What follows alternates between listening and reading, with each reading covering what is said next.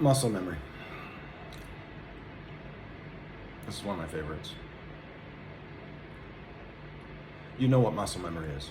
For an athlete, martial artist, musician, and so on, they depend on and have trained their body. This is what we call muscle memory.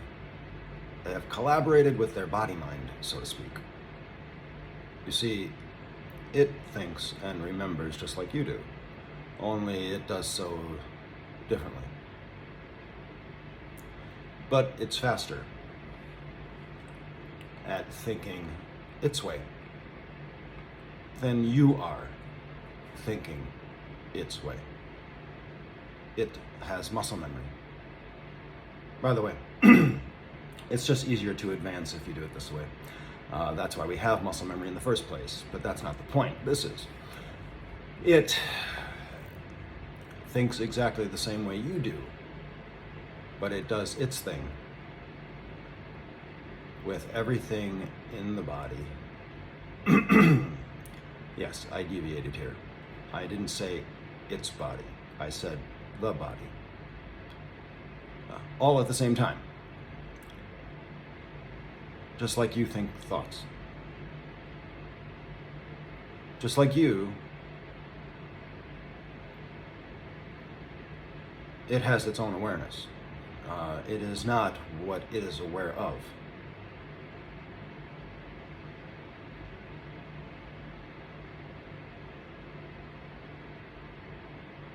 That's what life and existence is.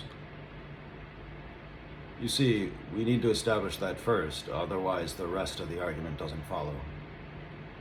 If you're uncomfortable with this argument, this particular point of contention, that's good, because this is a great place to start. And from here, we're going to go straight for the jugular, and you thought I was going to lay off there. No, we're going deeper.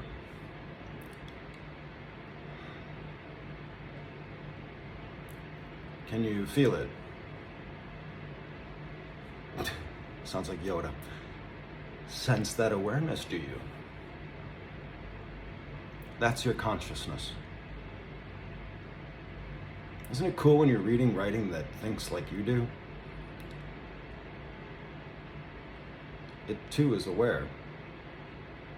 Perhaps you're thinking I should tread lightly. Don't worry, it's the only way I travel.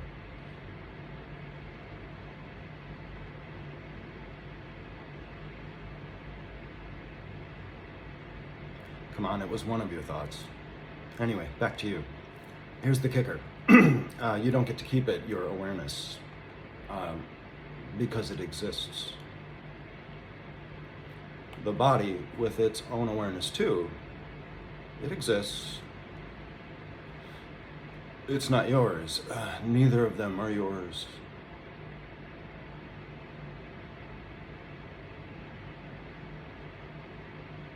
Awareness is alive too. Freely. Now we're going to have some fun. Are you with me so far? You have the first two premises. The body, with its muscle memory, and that goes without saying that it does what you tell it. Moving, breathing, digesting, contracting, and constricting, and coordinating its own movement. The body has its own awareness, and all the myopic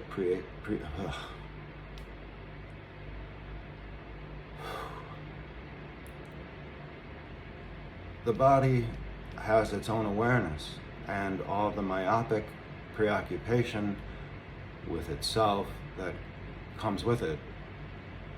Yes, just like you do. We're getting close to the fun part now. I can feel it. I told you that I would tread lightly, and I do. Do stay with me, because we travel. You and I do the same thing. Well, that's what we need to talk about. Traveling. Notice how your consciousness, communicates with you, your body. Well, your mind does this too. I'm trying to point out and solidify the fact that you are two things. A body-mind and a mind-mind. That is what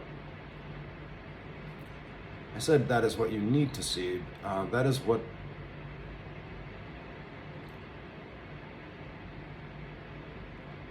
you can see if you'd like.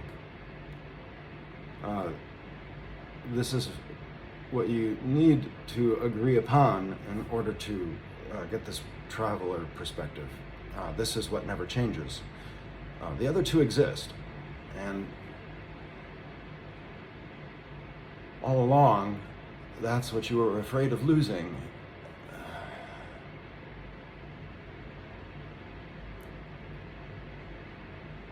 Traveler, see the light part yet? Good. Just consider the observer. You are just like a muscle of the body in a sense.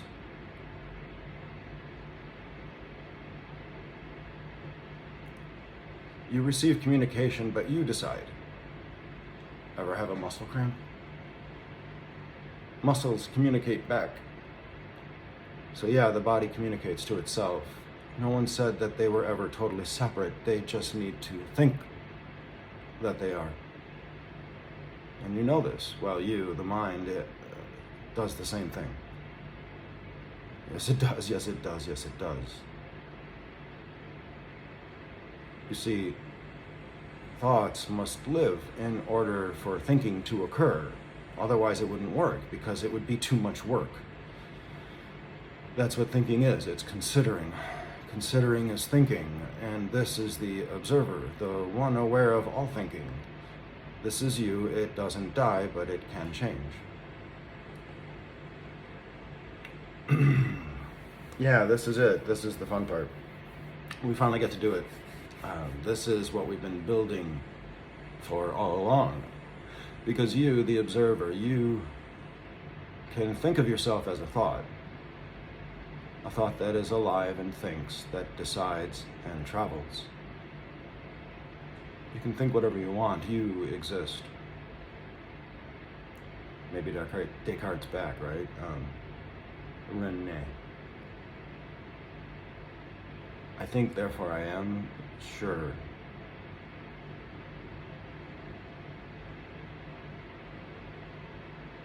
How about I think whatever I think I am?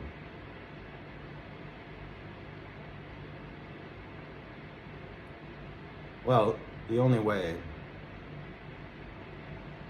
what? This is possible, and the concept that you can think of yourself as a thought inside a largest mind, the only way that this is true is if both are true. Both have to be true, and both have to be connected at some level. But if that's true, then that means that our concept of a perfect God and God's definition of itself, that they're the same thing. An agreement.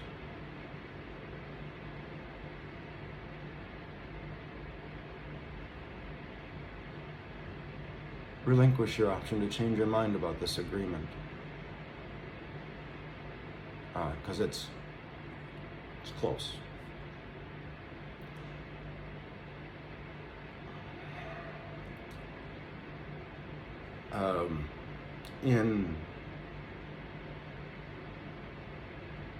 In the Abrahamic religions, there's this idea of God's son, or creation's one creation is another way of saying it, probably better.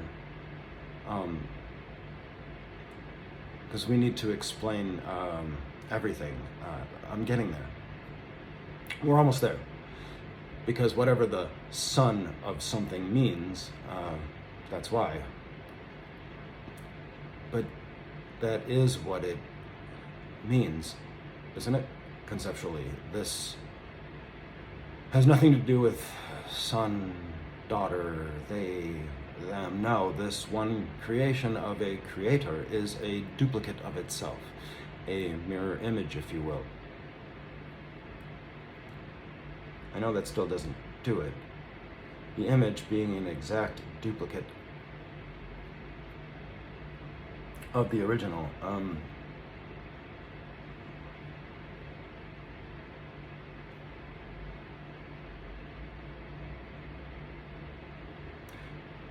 You would have to agree.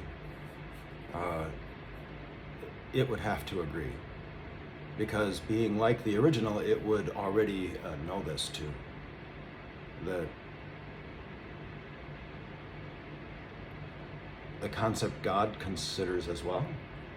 No. God knows, remember? You see, we already are the thoughts of consideration according to this thesis. Stacked nice and neatly all at once. Remember what we choose to remember. It has a certain light about it, wouldn't you agree? We decide what we see. See, and who told you that? No one.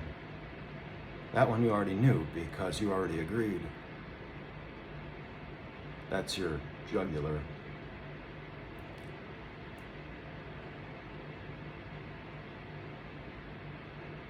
Muscle memory.